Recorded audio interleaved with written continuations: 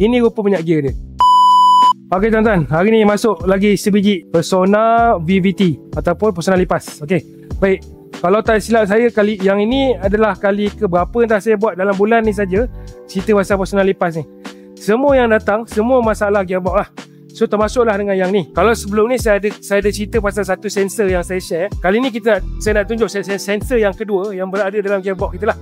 So ini kita panggil DMS sensor ataupun drive mode sensor. So sensor ni punca masalah kepada Persona ni lah, Persona lipas ni. Jadi apa yang akan terjadi kalau sensor ni rosak? Senang cerita, kalau nak senang faham, bila sensor ni rosak, kita punya gearbox akan jadi gila lah. Contoh macam video yang saya nak tunjuk ni. Sekarang di P, tapi di meter dia N.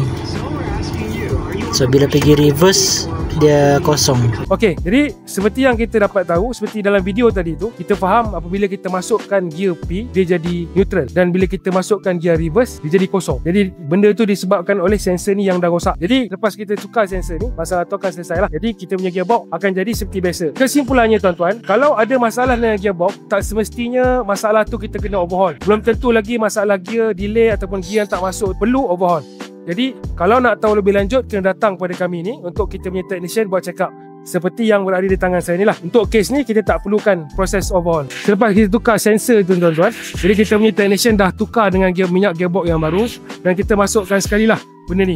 Jadi alang-alang saya nak promote lah, ini adalah produk daripada RM Autocare Transmission Treatment yang kita gunakan khas untuk menambah jangka hayat gearbox auto ataupun gearbox CVT macam kereta Persona lipas ni. Jadi tuan-tuan, kalau tuan-tuan berminat dengan produk ni, boleh dapatkan di bengkel-bengkel seluruh Malaysia. Okey, sedikit info tambahan tuan-tuan yang saya nak share dengan tuan-tuan. Kalau boleh, setiap 20,000 km kita cadangkan untuk tuan-tuan tukar minyak gear tuan-tuan, ataupun 40,000 km minyak gear berserta dengan filter. Kadang-kadang bila kita terlalu percaya pada sistem yang diaturkan oleh service center pun akan membahayakan poket kita juga. Contoh macam kereta ni kereta ni memang dia selalu hantar pada dekat service center, dan service center cadangkan supaya pertukaran minyak gear tu setiap 50,000 km ataupun 60,000 km mileage.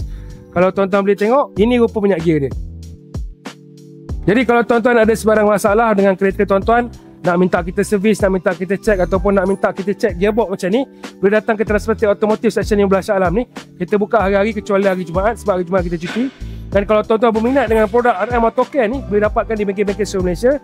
Dan kalau tuan-tuan ada sebarang pertanyaan atau soalan, boleh klik link kita di bio. Jumpa lagi, bye-bye.